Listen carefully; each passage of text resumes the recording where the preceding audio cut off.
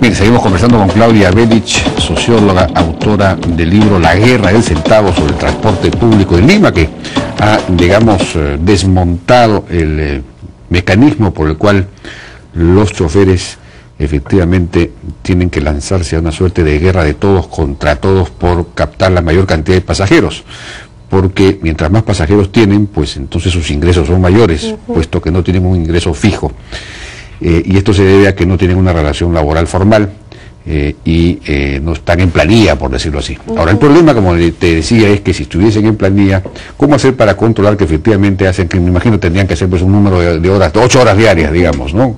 Me imagino que eso no debe ser muy difícil de controlar, sí, tampoco, bueno, ¿no? Actualmente, como la municipalidad la municipalidad es la competente en este tema, ¿no? La municipalidad no ha puesto mayores requisitos para cómo debe darse el servicio.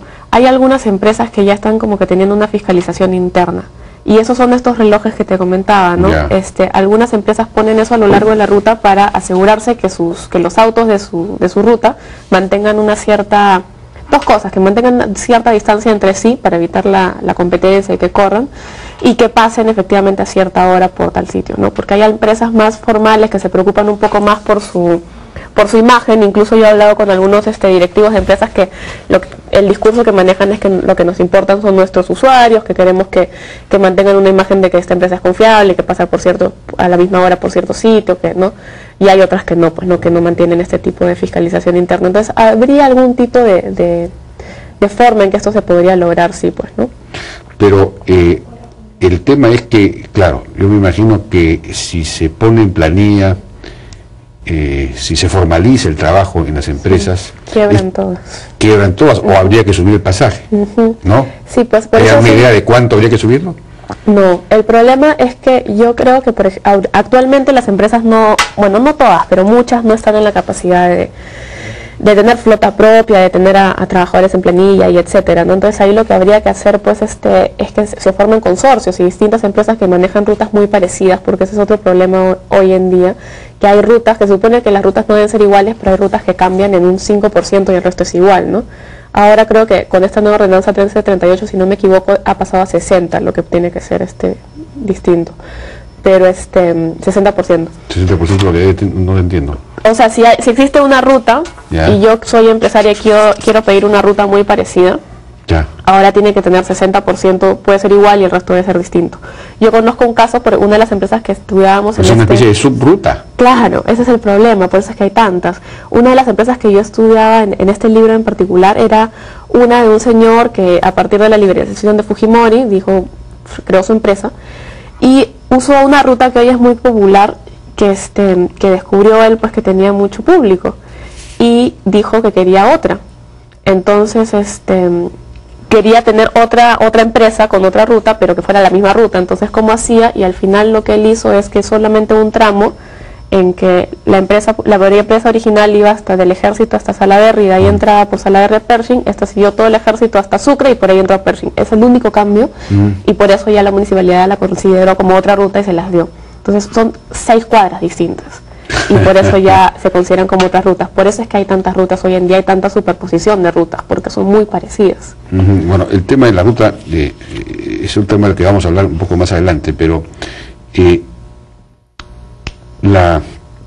obviamente te decíamos, el tema, claro, la formalización de los choferes llevaría pues a subir el pasaje.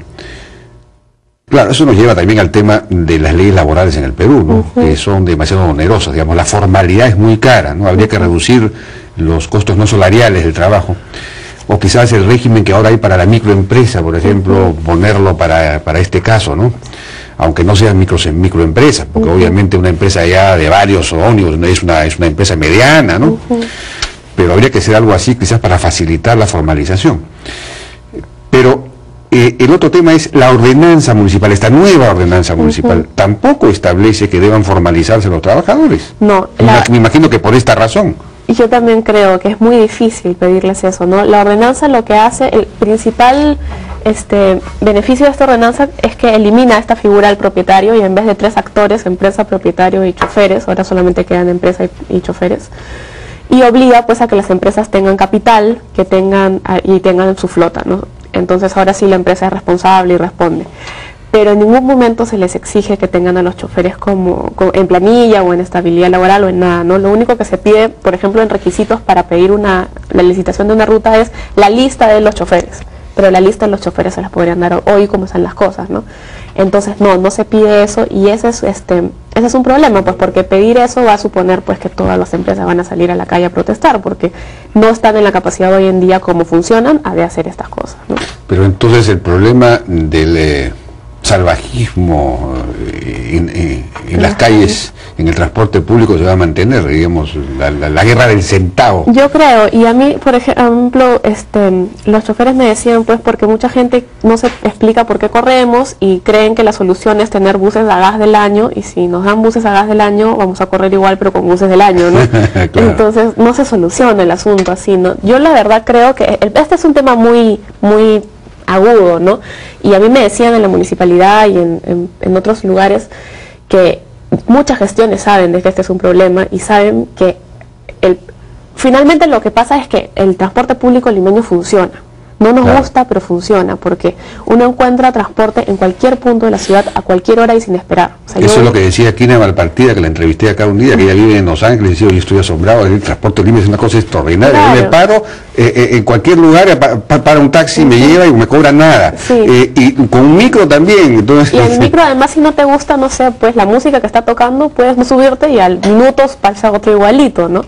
Entonces, hacer una verdadera reforma del sistema supone una serie de costos políticos y sociales bastante altos, ¿no? Hay que invertir, y obviamente una reforma total que va a tener a empresarios de transporte molestos, pero también a los ciudadanos, porque hay que reeducar cómo es que accedemos al transporte público. Bueno, pero si tuviésemos menos unidades, rutas mucho más racionalmente, digamos, diseñadas, entonces quizá cada unidad tendría más pasajeros, obviamente. Claro, unidades más grandes también, pues. Unidades más grandes, y por lo tanto el tema de los costos quizás se resuelva por ese lado, es decir, no sea necesariamente, digamos, subir el pasaje o subirlo mucho.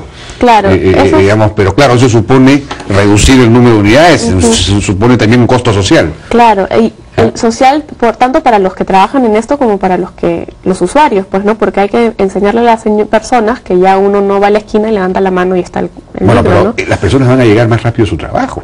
Sí. Si hay menos pero unidades, hay que caminar más.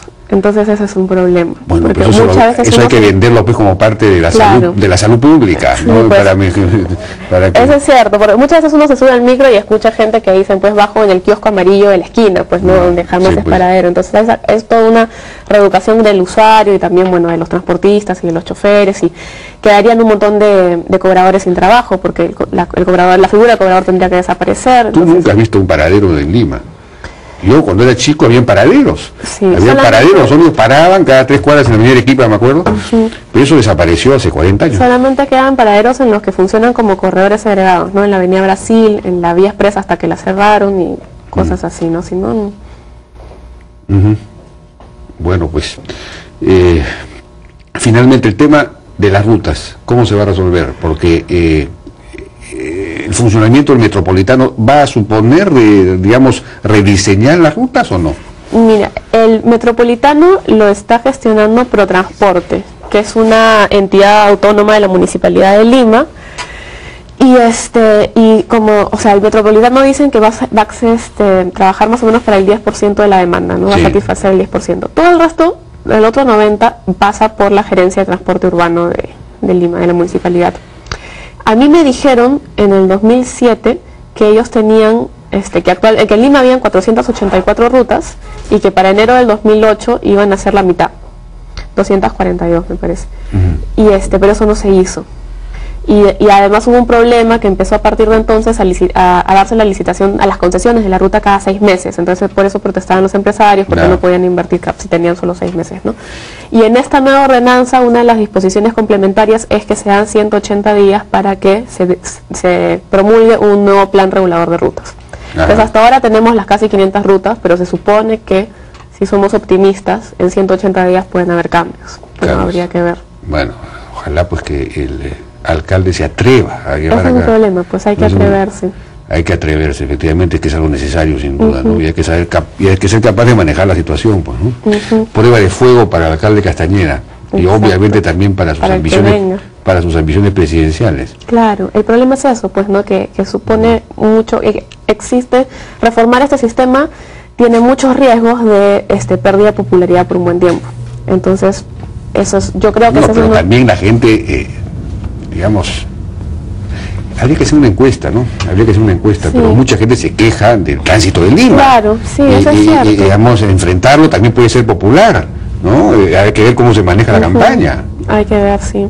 Pero el problema es que normalmente se optan por opciones de infraestructura, que es lo que más se ve, ¿no? Entonces, y esto es una cosa que tiene que ir por abajo primero, por cómo funciona el sistema en el fondo.